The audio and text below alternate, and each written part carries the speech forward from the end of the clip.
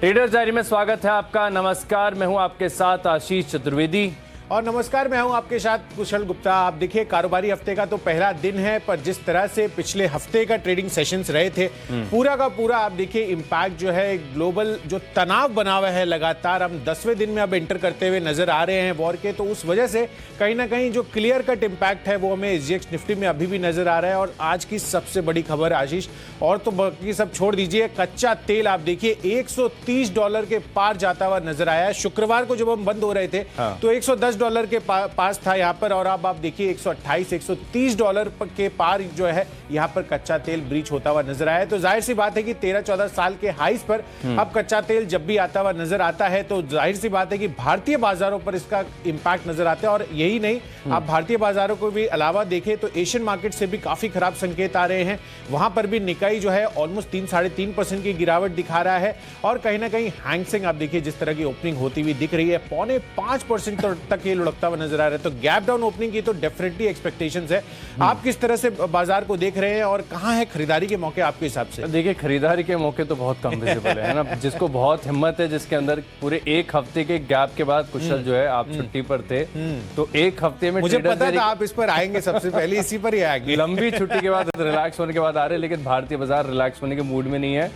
एक हफ्ते से हमने ट्रेडर्स डायरी का शो नहीं किया था क्योंकि जिस प्रकार की वॉलेटिलिटी देखने को मिल रही थी, ओवर ट्रेड करने से बचना चाहिए। एक हफ्ते में नहीं किया हुआ है, तो एग्जैक्टली आप देखें तो उसके बाद हम कर रहे हैं। संकेत बहुत खराब है। हैंगसेंग की आपने विशेष बात की, कोविड लोस को तोड़ दिया है। कोविड लोस मतलब आप समझ लीजिए कितना भयंकर पेसिमिज्म तब जब था बाजार में, उसके लोस को भी बाजार तोड़ रहा है। एसजीएक्स निफ्टी आपको 400 अंकों की गिरावट दिखा रहा है। पहली कैटेगरी जो कैश का स्टॉक होता है ना, वो बोलने में आज थोड़ी सी जो है जीभ लड़खड़ाएगी। जिस प्रकार की बड़ी गिरावट यहाँ पर देखने को मिल रही है, आप देखिए कि जो लगातार संकेत हैं अच्छे नहीं हो रहे। हालांकि कल शाम तक जो खबरें आ रही थी कि दोनों देशों के बीच में जो सीज फायर हुआ है, हालांकि उसका भी उल्लंघन हो गया।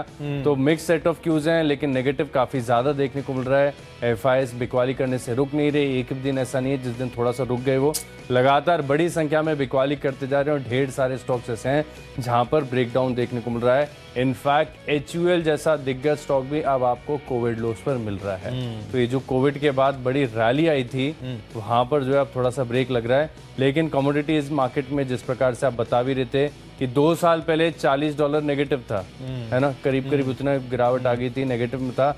इतिहास में पहली बार हुआ था, और वहां से $130 तक का सफर है। और आप वीट का चार्ट देखिए, कौन देखिए, आप जो भी कमोडिटीज देखें, सब में बड़ा उछाल है। लेकिन इक्विटी मार्केट्स फिलहाल आपको जो है निराश करने के पूरे मूड में नजर आ रहे हैं, और ट्रेड करना जो है मुश्किल है। लेकिन सूची तैयार है हमारी, प्रयास तो हम अपनी तरफ से पूरा करेंगे कि जिस प्रकार से हो सकता है कि बड़ी गैप डाउन ओपनिंग के बाद रिकवरी के संकेत बाजार में देखने को मिले, तो ऐसे में कौन सा कैश का स्टॉक चलेगा, ये बताइए आप कुशल। चलेगा कि नहीं चलेगा इसकी तो गारंटी नहीं ले सकते, ये तो हम पहले से ही आपको डिस्क्लेमर बता देते हैं। बट जिस खबर पर आज रिएक्शन हो सकता है वो स्टॉक से शुरुआत कर लेते हैं।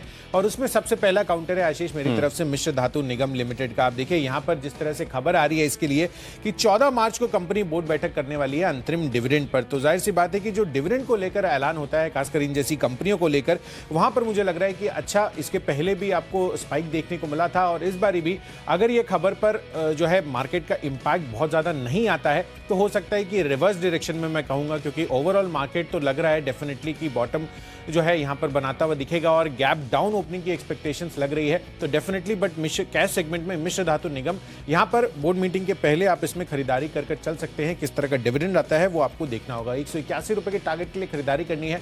172 रुपीज आपका स्टॉप लॉस बनेगा। तो आशीष, मेरी तरफ से तो मिश्र धातु मैंने सोच के दिया है आज के लिए, पर आपने कैश में क्या चुना है ये जानना काफी इंटरेस्टिंग। थोड़ा सा जो है रिस्की बेट मैंने चुन लिया है क्योंकि चार्ट सपोर्टिव नहीं है। वीकली चार्ट देखेंगे तो बहुत खराब है, स्टॉक में आ रही थी लगातार गिरावट। स्टॉक मैंने चुना है KRBL, और सिर्फ इसी उम्मीद में लिया है कि जिस प्रकार से फूड इन्फ्लेशन पूरी दुनिया भर में देखने को मिल रहा है, वीट के प्राइसेस भी देखिए तो काफी बड़ी उछाल वहां पर देखने को मिल रहा है। यूरोप में अगर आप देखें तो बड़ा संकट है वीट के मामले में। तो कुछ लोग ऐसे बोल रहे हैं कि अब लोग जो है वीट कम खाएंगे, चावल ज्यादा खाएंगे। हालांकि मैं पूरी तरीके से इसमें सहमत नहीं हूँ, ये पूरी तरीके से एक दूसरे को रिप्लेस नहीं कर पाएंगे। लेकिन KRBL सेंटिमेंटल इम्पैक्ट के लिए हम जरूर प्ले करेंगे, लेकिन क्योंकि चार्ट खराब है ना, तो आपको स्टॉप लॉस का ध्यान जो है ज़रूर आपको रखना होगा, क्योंकि अगर ये 190 के नीचे फिसलता है तो बड़े ब्रेकडाउन यहाँ पर देखने को मिल सकते हैं। लेकिन करीब करीब 194 के आसपास की शुक्रवार की क्लोजिंग है। मैं ज़्यादा नहीं, 4 रुपये या 5 रुपये तक की अपसाइड की जो उम्मीद लगाऊंगा। जब 500 पॉइंट नीचे आपको SGX निफ्टी दिखे तो बहुत मुश्किल से आपको ऐसे स्टॉक्स दिखेंगे जो आपको तेज़ी दिखाएं। तो कॉशियस व्यू के साथ जो है KRBL में आप खरीदारी करके चल सकते हैं। 198 रुपये का लक्ष्य होगा। लिस्ट को आगे बढ़ाते हैं, अगली हमारी कैटेगरी है फ्यूचर्स की। और फ्यूचर्स में तो देखिए आप स्वाभाविक है, सभी समझ गए होंगे कि बिकवाली ही कर रहे हैं और काफ़ी सारे ढेर सारे स्टॉक ऐसे हैं जहाँ पर बिकवाली करेंगे। श्रीराम ट्रांसपोर्ट फाइनेंस स्ट्रक्चर अगर आप इस चार्ट का देखें तो बहुत ही कमज़ोर है और बाजार में आज गिरावट देखने को मिल सकती है, तो नो ब्रेनर है। तो आज यहाँ पर जो है टेक्निकली स्टॉक जो है थोड़ा कमज़ोर नज़र आ रहा है। 1057 रुपये का लक्ष्य है, 1085 का लगाइए टाइट स्टॉप लॉस। बिल्कुल, तो मेरी तरफ से बिकवाली करके चलनी है। और आज की सबसे अहम खबर, कच्चा तेल $130 के पास जो जाता हुआ नजर आया, उसके बेसिस पर मैंने काफ़ी सारे स्टॉक्स चुने हैं अपनी लिस्ट में, जिसमें सबसे पहला कॉल है बर्जर पेंट्स पर, जहां पर आपको बिकवाली करने की राय है। आप देखिए, दरअसल 50 से 60% इनका कंपोनेंट जो है वो क्रूड डेरिवेटिव से आता है और जिस तरह से यहां पर कच्चे तेल में तेजी आती हुई दिखी है, डेफिनेटली इनके मार्जिन्स पर बड़ा इंपैक्ट होता हुआ नजर आएगा। और सबसे हाई बीटा काउंटर अगर पेंट सेक्टर में देखेंगे तो वो है बर्जर पेंट्स का, और इसी वजह से मैंने इस स्टॉक को चुना है आज फ्यूचर्स कैटेगरी में बिकवाली के लिए। गैप डाउन ओपनिंग की तो एक्सपेक्टेशंस है ही, पर उसके बाद भी मुझे लग रहा है कि यहाँ पर फर्दर बिकवाली नजर आ सकती है। तो 632 के टारगेट, ये इमीडिएट जो क्लोजिंग प्राइस रही है शुक्रवार की, उसके बेसिस पर मैंने दिए हैं। बट जिस तरह के लेवल्स आते हुए दिखेंगे ओपनिंग के बाद, 10-15 मिनट वेट कीजिए, उसके बाद आप इसमें ट्रेड ले सकते हैं। बाजार को सेटल होने दीजिए कि किस लेवल्स पर यहाँ पर गैप डाउन होते हुए दिखते हैं। तो 632 का टारगेट ये रहेगा फ्राइडे की क्लोजिंग के हिसाब से। 660 रुपये हायर साइड पर आपका स्टॉप लॉस बनेगा। अगला कॉल है मेरा ऑप्शंस कैटेगरी का, और यहाँ पर भी मैंने क्रूड का जो इंपैक्ट है, खासकर जो नेगेटिव इंपैक्ट है, वो है पिडिलाइट पर, जहां पर आता हुआ दिख सकता है। आप देखिए, बहुत ज्यादा गिरावट फ्राइडे के सत्र में यहां पर नहीं होती हुई दिखी थी, पर जिस तरह से यहां पर कच्चे तेल में उबाल आता हुआ दिखा है, उसका इंपैक्ट आपको पिडिलाइट पर भी आता हुआ नजर आएगा। 2260 रुपए का जो पुट ऑप्शन है वो खरीद कर चलना है। 88 रुपए की इसकी प्राइसिंग है। 120 रुपीज का टारगेट रखना है, पर 80 रुपीज का आपको स्ट्रिक्टली यहां पर स्टॉप लॉस भी मेंटेन कर चलना है। तो पिडिलाइट का जो पुट ऑप्शन है वो भी आप खरीद कर चलें। बिल्कुल, आज पूरे दिन देखिए जो क्रूड के रिलेटेड स्टॉक्स हैं, चाहे पॉजिटिव इंपैक्ट हो या नेगेटिव, यहाँ पर आपको देखने को मिलेगा। नेगेटिव की लिस्ट भी कम नहीं है, बड़ी है। और इनफैक्ट पॉजिटिव की बात की जाए तो ONGC एक पहला नाम आता है, जहाँ पर सबसे पहले आप देखिए कि कच्चे तेल में जब भी उतार चढ़ाव होता है ONGC का परफेक्ट कोरिलेशन है। तो मैंने ऑप्शंस के माध्यम से जो है यहाँ पर खरीदारी करने के लिए चुना है ONGC को, और मैं मान रहा हूँ कि दिन के दौरान आपको बढ़िया तेज़ी यहाँ पर देखने को मिल सकती है। लेकिन यहाँ पर भी आप जो है ब्लाइंडली नहीं, इनफैक्ट एक स्टॉप लॉस लगाकर ही ट्रेड करेंगे, क्योंकि जिस प्रकार का स्ट्रक्चर है, अच्छी तेज़ी है। वैसे तो ONGC का चार्ट अगर आप देखें तो इस गिरावट में डिस्टॉर्ट नहीं हुआ, क्योंकि क्रूड लगातार $80 से जो बढ़ता गया है, अब $130 के करीब आ गया, तो स्ट्रेंथ काफ़ी ज़्यादा है। लेकिन फिर भी कॉशियस व्यू के साथ जो है ONGC 165 रुपये की जो कॉल ऑप्शन है, यहाँ पर आप खरीदारी करके चल सकते हैं। और कैश में अगर आप देखें तो 3 से 4 रुपये ऊपर हमें ONGC मिलता है, तो SMS ऑप्शन की जो वैल्यू है वो हो जाएगी 6 रुपये 40 पैसे। लेकिन सेफर साइड अगर आप दिन के दौरान कोई भी विपरीत ट्रेंड देखते हैं तो आप 3 रुपये 65 पैसे का जो है स्टॉप लॉस लगा लीजिए। अच्छी तेज़ी यहाँ पर देखने को मिल सकती है। और आज पूरे दिन की हेडलाइन जो है वो क्रूड ही है। जितने भी रिलेटेड स्टॉक्स हैं, इनफैक्ट ONGC के साथ जो एक्सप्लोरेशन है, जैसे HOESO हो गया, फिर सेलान एक्सप्लोरेशन है, जिंदल ड्रिलिंग है, ये भी कंपनी जो है आपके रडार पर रहनी चाहिए। हो सकता है कि यहाँ पर भी आपको बढ़िया तेज़ी देखने को मिले। लिस्ट को आगे बढ़ाते हैं। अगली हमारी कैटेगरी है टेक्नोपिक। कुशल से जानते हैं। देखिए, टेक्निकल पिक के आधार पर भी मैंने एक क्रूड इंपैक्टेड जो स्टॉक है वो चुना है। एविएशन स्पेस का काउंटर है इंटरग्लोब एविएशन, जहां पर बिकवाली करने की राय है। दरअसल आप देखिए, ये कच्चे तेल पर जिस तरह की न्यूज़ बनती हुई नज़र आ रही है, वो क्यों हो रही है, वहां पर भी आपको फोकस करना चाहिए। सबसे पहले तो मैं आपको बता दूं कि यहाँ पर US जो है वो क्रूड ऑयल जिस तरह से $130 प्रति बैरल पहुँचता हुआ दिखा है, उसका इम्पैक्ट जो है कहीं ना कहीं सभी स्टॉक्स, चाहे वो पेंट हो चाहे एविएशन हो, इन सब सेक्टर्स पर पड़ता हुआ दिखेगा। और ये इसलिए क्योंकि यहाँ पर रशिया से जो तेल ये इंपोर्ट करते हैं उस पर बैन लगाने की बातचीत चल रही है। तो ये एक बड़ा कारण है, और भी कारण है जो मैं आपको आगे बताऊंगा। पर सबसे पहला, इस कारण की वजह से कच्चा तेल जिस तरह से वीकेंड के दौरान उछलता हुआ दिखा है, उसका इम्पैक्ट आपको इन सभी स्पेसेस और सेक्टर्स पर आता हुआ दिखेगा। और आज सबसे बड़ी हाईलाइट इसी खबर पर रहेगी। तो इंटरग्लोब एविएशन, यहाँ पर बिकवाली का रुझान बरकरार है, और जिस तरह से यहाँ पर कच्चे तेल में तेजी आई है, उसका नेगेटिव इम्पैक्ट इस स्टॉक पर भी आता हुआ दिखेगा। तो 1724-25 रुपए की प्राइसिंग है इसके फ्यूचर्स की। बेच कर चले 1670 रुपए के टारगेट के लिए। 1750 रुपए हायर साइड पर आपको डेफिनेटली स्टॉप लॉस जो है वो नहीं भूलना है। बिल्कुल। तो इंटरग्लोब एविएशन यहाँ पर जो है आप शॉर्ट पोजीशंस बनाकर चल सकते हैं। तो चलिए टेक्नोपिक की बात की जाए तो मैंने भी स्टॉक चुना है एमएनएम फाइनेंस, यहाँ पर आपको करनी चाहिए बिकवाली, क्योंकि वैसे भी कुशल अगर आप देखें तो पिछला पूरा हफ्ता जब बीच बीच में बाजार ने जो है बाउंस बैक दिया, लेकिन निफ्टी, बैंक और फाइनेंशियल्स की तरफ से जो है बाजार में बिल्कुल पार्टिसिपेशन आया नहीं। यहाँ पर जो है एक आपको इनहेरेंट जो वीकनेस है वो नजर आएगी, क्योंकि हर बार में देखें तो लगातार कंटिन्यूस जो है गिरावट यहाँ पर बैंक्स और फाइनेंशियल जो स्टॉक्स हैं वो आपको दिखा रहे हैं। तो एमएनएम फाइनेंस का भी अगर चार्ट अगर आप देखें तो बहुत ज़्यादा डिस्ट्रक्टिव है, लेकिन थोड़ा सा रिस्क इसी बात का है कि अब फिलहाल अगर आप देखें तो लॉन्ग टर्म सपोर्ट के आसपास स्टॉक आ गए हैं। कंटिन्यूस यहाँ पर डाउन ट्रेंड देखने को मिला, तो हो सकता है कि एक डेड कैट बाउंस की जो बात की जाती है वो आपको यहाँ पर देखने को मिले।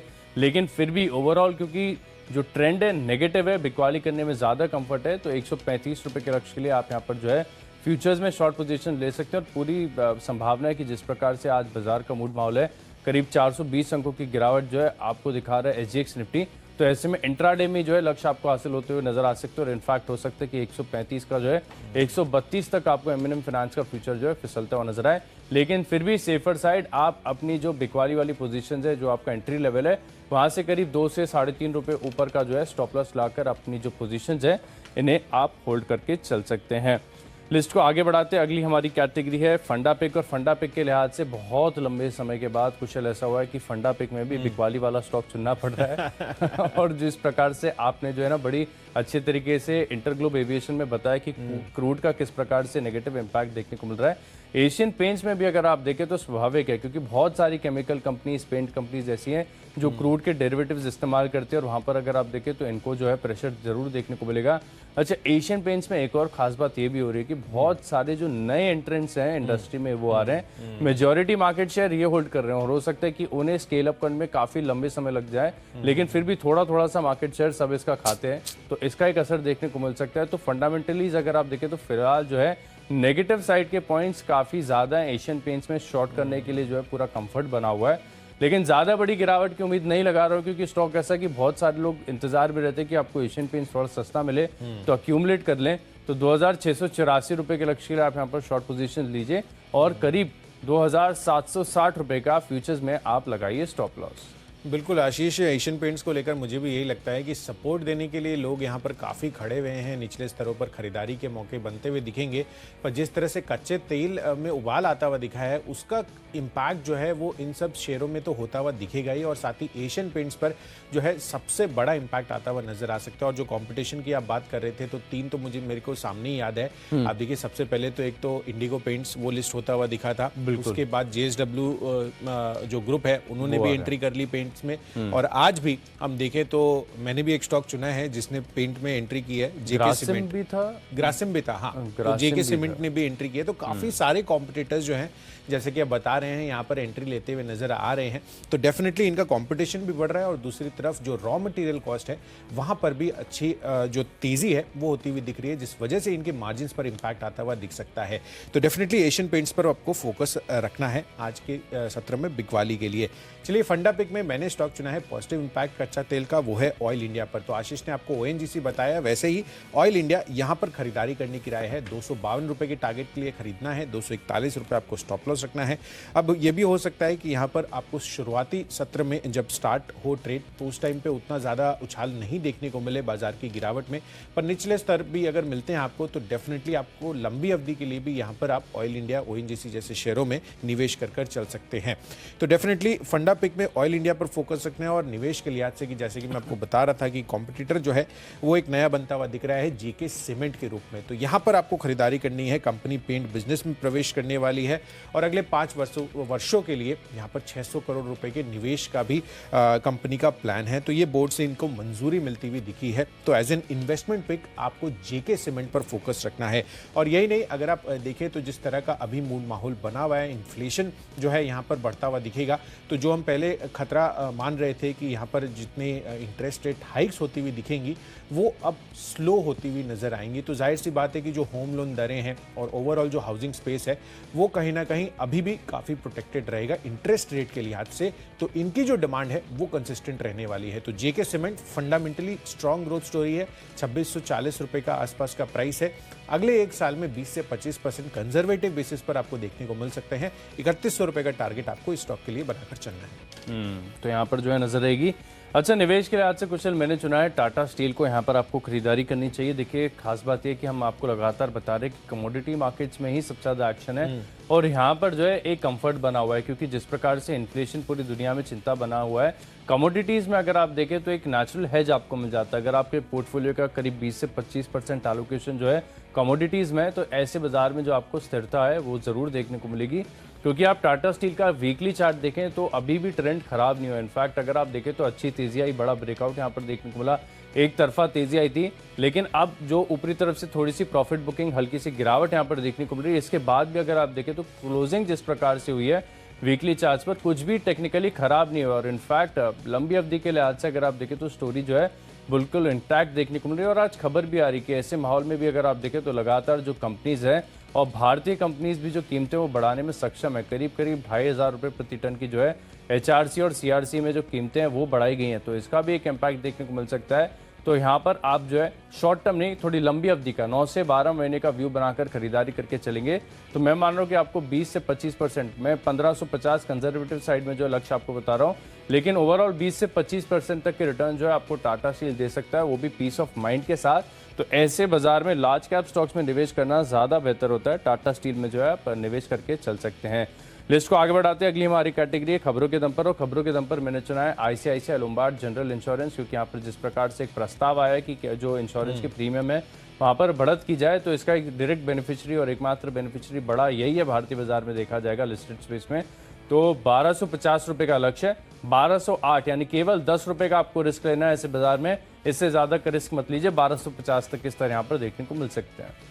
बिल्कुल, और खबरों के दम पर मैंने स्टॉक चुना है HOEC का। तो जैसे कि जो ऑयल एक्सप्लोरेशन कंपनियां हैं वहां पर खरीदारी के मौके आपको बनते हुए आज के सत्र में भी नजर आ सकते हैं, क्योंकि जिस तरह से कच्चे तेल में उछाल आता हुआ दिखा है उसका एक और बड़ा कारण है दरअसल सऊदी अरेबिया की जो स्टेट ओन्ड ऑयल कंपनी है अरामको, वहां पर उन्होंने जो ऑफिशियल सेलिंग प्राइस है वो हाईएस्ट एवर इंक्रीज की है। तो अपने आप में ये दोहरी मार कच्चे तेल पर पड़ती हुई नजर आ रही है और इसी वजह से आप देखिए कच्चा तेल ऑलमोस्ट $130 के पास जाता हुआ दिखा है। तो जाहिर सी बात है कि ये जो खबर बनती हुई दिख रही है, ये जितने भी ऑयल एक्सप्लोरेशन कंपनियां हैं वहां पर उनके लिए काफी बेनिफिट जो है यहां पर आते हुए नजर आ सकते हैं। आज प्राइसेस में तो 197 रुपए की प्राइसिंग है, 203 रुपए का लक्ष्य रखिए, 192 रुपए आपको यहां पर स्टॉप लॉस लगाकर चलना है। तो चलिए, खबरों के दम पर भी हमने स्टॉक्स तो आपको बता दिए हैं, आखिरी कैटेगरी लेकिन अभी भी बाकी है माई चॉइस की। और यहाँ पर कुशल मेरे पास तीनों स्टॉक जो है बिकवाली के हैं। सबसे पहले शुरुआत करता हूँ भारत फोर्ज के साथ। यहाँ पर भी अगर आप देखें तो जिस प्रकार का स्ट्रक्चर है, ऑटो स्टॉक्स बैंक्स के बाद सबसे ज्यादा वीकनेस जो है यही सेक्टर दिखा रहा है, तो यहाँ पर बिकवाली कीजिए 615 रुपए के लक्ष्य के लिए, और करीब 7 से 8 रुपए ऊपर का जो है आपको अपने एंट्री प्राइस से ऊपर का जो है स्टॉप लॉस लगाना है। मैंने 640 का स्तर चुना है, यहाँ पर आप शॉर्ट पोजीशंस बनाकर चल सकते हैं। ओबेरॉय रियल्टी यहाँ पर भी जो है आपको बिकवाली वाली पोजीशंस बनानी है, क्योंकि जिस प्रकार का स्ट्रक्चर यहाँ पर भी चार्ट पर देखने को मिल रहा है, इनफैक्ट डेली चार्ट और वीकली चार्ट दोनों अगर आप देखेंगे तो वीकनेस आपको साफ नजर आएगी। 834 रुपए का लक्ष्य है और करीब करीब 855 रुपए का आप लगा लीजिए स्टॉप लॉस। आखिरी स्टॉक है मेरी लिस्ट में ग्लेनमार्क फार्मा। यहाँ पर भी अगर आप देखें तो बड़ी गिरावट यहाँ पर देखने को मिल रही है, और इनफैक्ट फार्मा स्पेस की खासियत ये है कि जब बाजार चल रहा था तभी भी इसने बिल्कुल पार्टिसिपेट नहीं किया, लेकिन गिरावट में अगर आप देखें तो ज्यादा बड़ी गिरावट यहाँ पर नजर आ रही है। 418 रुपए के लक्ष्य के लिए बनाइए शॉर्ट पोजीशन, स्टॉप लॉस लगाइए 432 का। बिल्कुल आशीष, तो चलिए मेरे भी माई चॉइस कैटेगरी में तीनों के तीनों बिकवाली के कॉल हैं, जिसमें सबसे पहला है अपोलो टायर्स, जहां पर आपको बेचकर चलना है। दरअसल जिस तरह से कच्चे तेल में उछाल आता हुआ दिखा है उसका इंपैक्ट नेगेटिव आपको अपोलो टायर्स पर भी आता हुआ नजर आएगा, और ग्लोबल एक्सपोजर खासकर यूरोपियन एक्सपोजर भी है कंपनी का। तो 168 रुपए के टारगेट के लिए बिकवाली करनी है, 170 रुपए 177 का आपको स्टॉप लॉस रखना है। दूसरा और तीसरा कॉल है बैंकिंग शेयरों में, और जहां पर बिकवाली करनी है। दरअसल इनका ADR और GDR आप देखेंगे तो एक्सिस बैंक और ICICI बैंक, इन दोनों में 4 से 6% की गिरावट हमें आती हुई नजर आई है, और इसी वजह से एक्सिस बैंक पहला है, 690 रुपए के टारगेट के लिए बिकवाली करनी है, 722 रुपए का स्टॉप लॉस रखिए। और आखिरी कॉल है ICICI बैंक पर, जहां पर 670 रुपए के टारगेट के लिए यहां पर भी आपको बेचकर चलना है इसको, पर 696 रुपीज का आपको यहां पर भी स्ट्रिक्ट स्टॉप लॉस मेंटेन करना है। तो ये तीनों stocks Apollo tyres, axis bank और ICICI बैंक में बिकवाली की राय है माई चॉइस में। तो चलिए जो 20 स्टॉक्स की फोकस लिस्ट है वो तो हो गई है तैयार, लेकिन अगर आपने कोई भी स्टॉक या कोई भी लेवल मिस कर दिया है तो जल्दी से देख लीजिए रिकैप। कैश का स्टॉक है मिडिल लिस्ट में, KRBL, श्रीराम ट्रांसपोर्ट फाइनेंस के फ्यूचर्स में करेंगे बिकवाली और कच्चे तेल में बड़ा उछाला है जिसके चलते ONGC में करेंगे खरीदारी 165 रुपए का कॉल ऑप्शन। M&M फाइनेंस में आएगी बड़ी गिरावट और एशियन पेंट्स में जो है क्रूड की बढ़ी हुई कीमतों का विपरीत असर देखने को मिलेगा। कीमतें बढ़ी हैं स्टील की खरीदी निवेश के लिहाज से, टाटा स्टील 20 से 25% के रिटर्न के लिए और खबरों का असर देखने को मिलेगा ICICI लोम्बार्ड में। भारत फोर्ज, ओबेरॉय रियल्टी और ग्लेनमार्क में आएगी बड़ी गिरावट। इन 10 स्टॉक्स में मेरा कन्विक्शन सबसे ज्यादा है माई चॉइस ग्लेनमार्क फार्मा। जिस प्रकार का डेली और वीकली चार्ट का स्ट्रक्चर मैं मान रहा हूं कि बड़े ब्रेकडाउन के संकेत यहां पर नजर आ रहे हैं। 418 रुपए के लक्ष्य के लिए आप इस स्टॉक में शॉर्ट पोजीशंस लेंगे। चलिए, मिश्र धातु निगम कैश सेगमेंट से यहां पर खरीदारी करने की राय है। 14 मार्च को अंतरिम डिविडेंड पर बोर्ड बैठक है 181 के टारगेट के लिए। साथ ही फ्यूचर्स कैटेगरी में बर्जर पेंट्स बेचकर चलना है। कच्चे तेल में जिस तरह की तेजी आई है उस वजह से यहां पर नेगेटिव इंपैक्ट आ सकता है। ऑप्शन कैटेगरी में भी पिडलाइट का पुट ऑप्शन खरीद कर चलिए और इंटरग्लोब एविएशन एक और काउंटर जो कच्चा तेल से इंपैक्ट हो सकता है, यहां पर भी बिकवाली करने की राय है। पॉजिटिव इंपैक्ट कहां दिखेगा? ऑयल इंडिया, यहां पर खरीदारी कर चलिए। साथ ही JK सीमेंट, यहां पर भी कंपनी जो है पेंट कारोबार में उतरती हुई नजर आएगी, ऐसा इन्होंने ऐलान किया है। अगले 5 वर्षों में 600 करोड़ का जो निवेश करेंगे उससे इनके लिए काफी पॉजिटिविटी बन सकती है। 3100 के लक्ष्य के लिए यहां पर खरीदारी कर चलिए अगले 1 साल में। खबरों के दम पर HOEC पॉजिटिव रह सकता है, यहां पर भी खरीदारी कीजिए। और माई चॉइस कैटेगरी में अपोलो टायर्स, एक्सिस बैंक और ICICI बैंक आपको बेचकर चलना है। और आज के लिए मेरा बेस्ट पिक JK सीमेंट का है। वैसे भी जिस तरह से यहां पर कच्चा तेल जिस तरह से तेजी दिखा रहा है, डेफिनेटली जो पॉजिटिव इंपैक्ट है वो यहां पर तो नहीं आएगा, पर इंटरेस्ट रेट हाइक जो है वो नहीं आते हुए नजर आएंगे। इस वजह से अगले 1 साल में 3100 रुपए के टारगेट JK सीमेंट में आपको देखने को मिल सकते हैं, क्योंकि हाउसिंग डिमांड इंटैक्ट रह सकती है। तो चलिए, हमने आपको जो स्टॉक्स है और जो लेवल्स हैं वो तो आपको बता दिए ट्रेडर्स डायरी में, पर बाजारों पर किस तरह की रणनीति बनानी है। कच्चा तेल 14 साल की ऊंचाई पर आता हुआ दिखा है। SGX निफ्टी 400 अंकों की गिरावट का अंदेशा दे रहा है। तो कहीं ना कहीं जो ग्लोबल मार्केट्स है वो काफी ज्यादा नेगेटिव है। पर इस चीज को समझने के लिए कि भारतीय बाजारों पर किस तरह का इंपैक्ट होगा, सीधे चलते हैं शेयर बाजार लाइव में अनिल सर और दीपांशु के पास। अनिल सर हमारे साथ थोड़ी देर में जुड़ेंगे, फिलहाल दीपांशु जुड़ चुके हैं। Deepanshu, good morning. Good morning Kushal, good morning Ashish. कोई बाय कॉल लिए? बाय कॉल्स है कितनी? ब्रेकअप क्या है? बहुत कम। ज्यादातर जो स्टॉक्स हैं हमारे पास वो बिकवाली वाले हैं और इनफैक्ट दीपांशु बी से बाय है और बी से बिकवाली भी है, और बिकवाली ज्यादा है। बिकवाली ज्यादा है और मिक्स भी वही करना पड़ रहा है। जैसे हम देख रहे हैं हाल काफी खराब है बाजार का, कच्चे तेल की वजह से 14 साल की ऊंचाई पर है। इससे ज्यादा खराब खबर क्या हो सकती है? और कल से देखिए किस तरह से प्राइस हाइक्स होने वाली है, तो हमारी जेब पर भी बड़ा इंपैक्ट आने वाला है। तो चलिए, हफ्ते की शुरुआत वीक नोट पर हो रही है, पर आगे कहां पर रखनी है आपको नजर, ये बताते हैं शेयर बाजार लाइव।